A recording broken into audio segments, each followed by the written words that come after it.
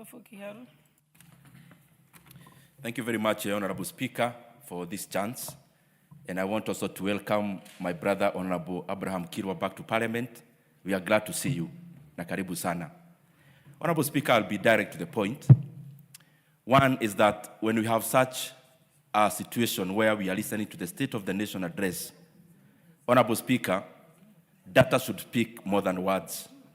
Honorable Speaker, I say so because when you want to invest in a company, for example, you want to invest in a bank, you look at their financial statements, knowing that the Nairobi Securities Exchange and regulators like CMA and the Central Bank of Kenya have done their bit. And therefore you do it knowing that the data you are reading is believable. Honorable Speaker, I say so because some of the data I saw presented last week, I don't know exactly whether it is the Kenya National Bureau of Statistics that is wrong, or it is the speech, and especially the people who made the speech who didn't have the correct data, Honorable Speaker. The first thing I want to cite is the exchange rate. We have been talking here in Parliament and especially giving a narration that we have made the exchange rate to climb down. Honorable Speaker, in the day of elections in Kenya, the exchange rate to the USD was 118 shillings. The exchange rate during the swearing day, Honorable Speaker, was 120 shillings. The exchange rate reached 159 actually in 2023 when we were still around, Honorable Speaker. And therefore, Honorable Speaker, the exchange rate has actually depreciated by 8.5% from August of 2022, Honorable Speaker. And it is in an era where the USD itself globally has depreciated by 10%. And therefore, Honorable Speaker, there, I don't know which data is actually correct. The other issue, Honorable Speaker, is the performance of the Nairobi Securities Exchange.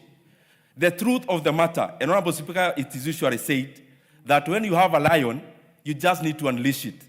You don't need to defend it. It defends itself. And that is how facts are, Honorable Speaker. You release them, they defend themselves. The Nairobi Securities Exchange, just like all the other stock exchanges in the world, they are not measured by market capitalization. They are measured by indices. And there are two indices in the NSE, Honorable Speaker. One is called the Nairobi Security or Share Index. The other one is called the 20 Share Index.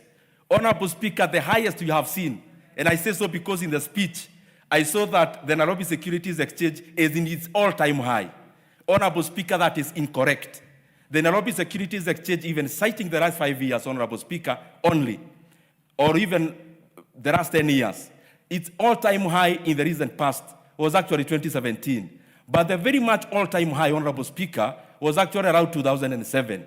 The Nairobi, the NASI, which is the OSHA Index, Honorable Speaker, the all-time high of NASI was actually in 2017, not as it was being given in the speech. And the Honorable Speaker, even the data on construction. If you read the Kenya National Bureau of Statistics, the construction sector in Kenya in the 2024 year, Honorable Speaker, it actually contracted by 2%. The consumption of cement was down by 7.9%. Consumption of steel was down at a level where we are doing housing projects. Honorable Speaker, I say so because for us to move forward, we have to be very deliberate and factual on where we are. And that is why after all is said and done, data always speaks for itself.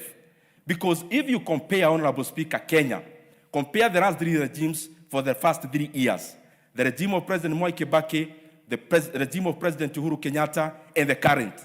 The first 3 years, President Uhuru Kenyatta took the GDP of Kenya when it was $19 billion. In the first 3 years, it was $26 billion.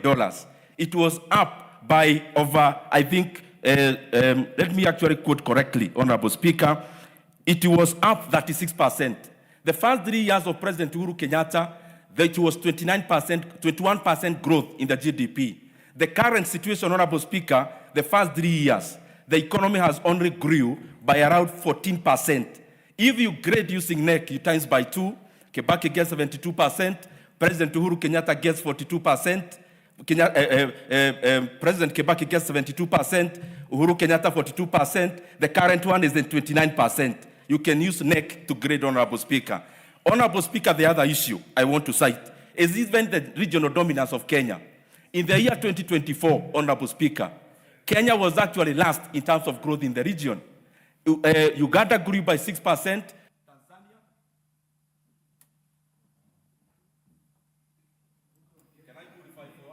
Yes, you can. Yes, proceed. Thank you very much, Honorable Speaker, for addition of that 2 minutes.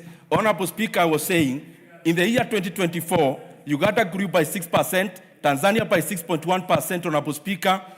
Rwanda grew by over 8%, Kenya grew by 4.7%. Honorable Speaker, also as I said, facts are like lion, you release them, you don't defend them, they defend themselves. Honorable Speaker, as I come to the conclusion, I thought the president would actually talk about, or the speech would include the issue of debt.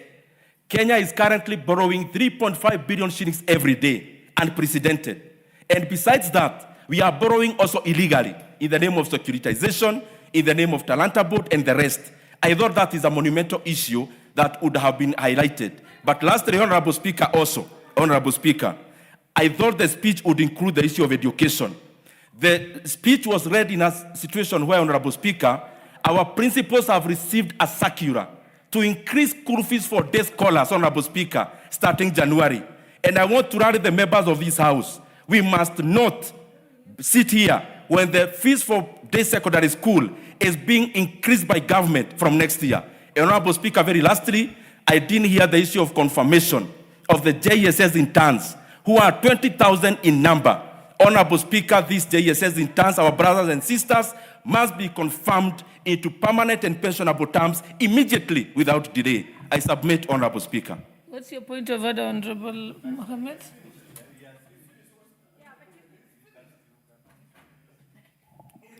Madam Speaker, though he has already finished, the honorable member was on the floor. As a concerned Kenyan, he has just indicated that Kenya is borrowing some billions every single day. I would like him to tell me today, how did we borrow, which bank, which institution borrowed us? Because when you are speaking here, we need to tell wananchi the truth, not just lying. You know, that's a story that can burn a country. When you hear your country is borrowing every day, I beseech you to ask him to give me evidence as a Kenyan. How much have we borrowed today, from which institution, who signed, where is the money? Please make this clear to us as wananchi wants to know on their behalf as a Migori member of parliament. Yes, you've made your point. Honorable Ndindi, I'll give you 1 minute. Honorable Speaker, I don't know how to respond because it's hard to respond to such kind of an issue. Honorable Speaker, just advise the member that the data of Kenya is literally available even now in the Central Bank of Kenya. And it is difficult for me to do your job. Currently, as it is, Honorable Speaker, when this government came in, that is how it is, Honorable Member, the debt of Kenya was 8.7 trillion Kenya shillings. As we talk today, the debt of Kenya is over 12.5 trillion Kenya shillings. And therefore, we have borrowed over 3.5 trillion Kenya shillings in a span of less than 3 years. And therefore, if you divide that by the number of days, I have actually given a discount. We are borrowing more than 3.5 billion every single day, and that is unpalatable. You have clarified. Thank you.